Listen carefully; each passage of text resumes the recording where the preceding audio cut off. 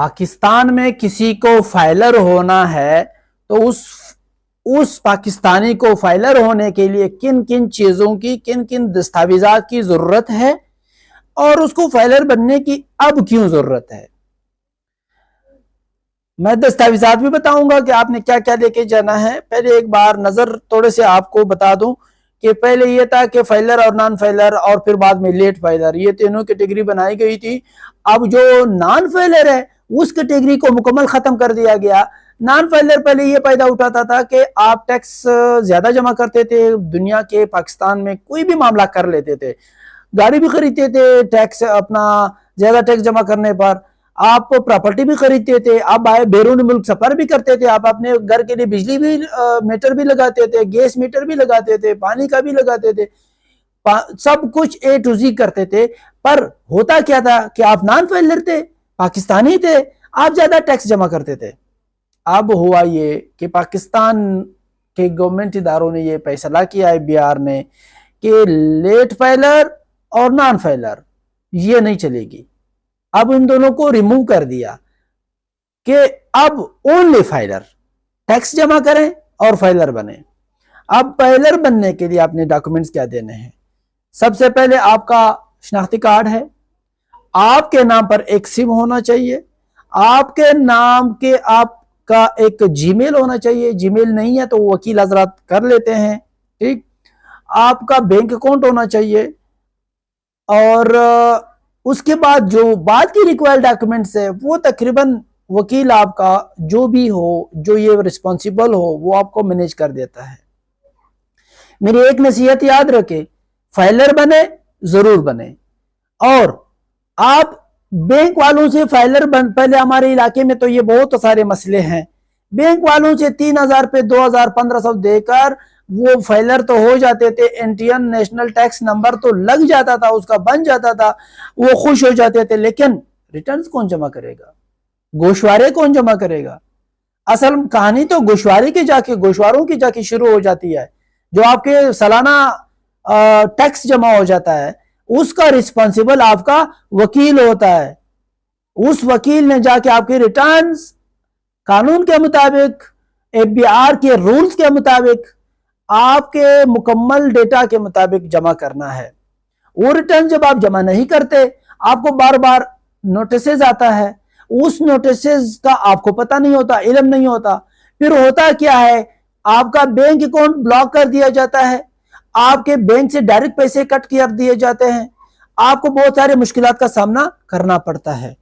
تو میں نے بتا دیا کہ آپ کو SNIC NTN نمبر رجسٹرڈ ہو جاتے ہو، وہ بھی وکیل کا کام ہے. وکیل کو آپ نے فرسٹ ٹائم کیا پرووائڈ کرنا ہے؟ آپ نے اپنا SNIC، آپ نے اپنا بزنس بتانا ہے، آپ نے اپنے بینک اکاؤنٹ بتانا ہے کہ بینک اکاؤنٹ کی کلوزنگ جو 30 جون کی کلوزنگز ہے وہ بتانے ہیں 2 سالوں کے. آپ نے اپنی تمام پراپرٹی جو آپ کے نام ہے، تمام جو بزنس ہے آپ کے نام، وہ بتانے ہیں. تو جا کے آپ رجسٹرڈ ہو جائیں گے، آپ کو NTN نمبر مل جائے گا، اور آپ کا NTN نمبر آپ کا شناختی کارڈ نمبر ہوتا ہے. وہی سم آپ بتائیں گے، نمبر بتائیں گے، اور اس کا نیٹ ورک بتائیں کس نیٹ ورک پہ چلتا ہے، آپ وہ دیں گے وکیل کو.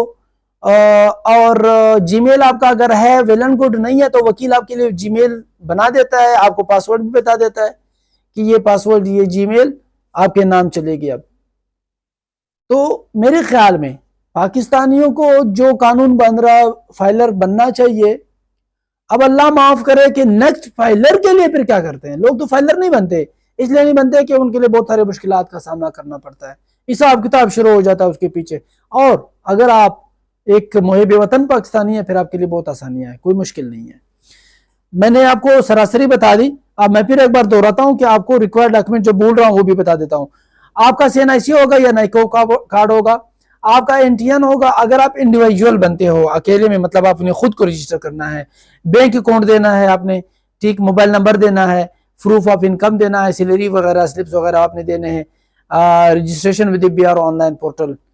آپ کا اگر بزنس مین ہے، آپ بزنس کرتے ہو تو بزنس رجسٹریشن سرٹیفکیٹ آپ نے دینا ہے، NTN سرٹیفکیٹ دینا ہے، GST goods and services tax registration کا دینا ہے، آپ نے پروفیشنل ٹیکس رجسٹریشن کا دینا ہے، آپ نے چیمبر آف کامرس ممبرشپ اگر لیا تو وہ دینا ہے.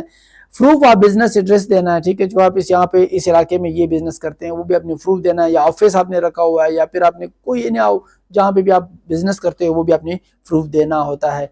डॉक्यूमेंट्स कौन सी जरूरत है, नाइकोब कार्ड है या CNIC। अगर नाइकोब कार्ड कौन है, जो national identity card for overseas Pakistani, OP जो है, NIC मतलब national identity card, OP overseas Pakistani, ठीक। आपने CNIC या ओवरसीज पाकिस्तानी कार्ड जो आपके पास है वो देना है।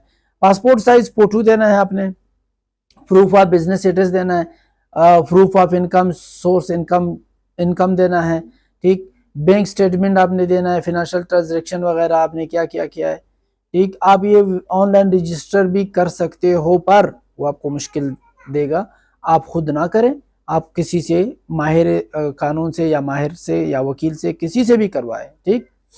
इसके फायदे भी बहुत है, जाहिर सी बात है। फिर इसके नुकसानात ये है कि आप इंक्वायरी में आ जाते हो, आपके हाँ हिसाब किताब शुरू हो जाता है, आप बैंक ट्रांजैक्शन से डरते हो, बैंक में पैसे जमा करने से कतराते हो, तो आपका मामला तकरीबन ऑनलाइन पे ही हो जाता है। ऑन द स्पॉट जो हम ज़्यादातर बिजनेस करते हैं वो हम कैश टू कैश करते हैं, हैंड टू हैंड करते हैं, तो ये भी मामला हमारे पाकिस्तान में बहुत है। लेकिन बैरून मुल्क अगर जाएं तो छोटे से छोटे ट्रांजैक्शन भी ऑनलाइन होते हैं, बैंक से होते हैं, ये मामले होते हैं। हमारे मुल्क में बहुत सारे मामलात ABR और NTN बनाने, इस मतलब बहुत सारे, कौन सा ऐसा इदारा है, आप हमें बताएं जिस पे आप ट्रस्ट करें और आप उनसे दिल खोल के काम करें। अल्लाह हमारे मुल्क का, हम सबका, आपका, मेरा, सबका हामी व नासिर हो। उम्मीद है आप समझ गए होंगे कि मैं क्या कह रहा हूँ, कि क्या क्या ज़रूरत है। आप लोग मुश्किल में ना पड़े, आसान काम है, कर लें।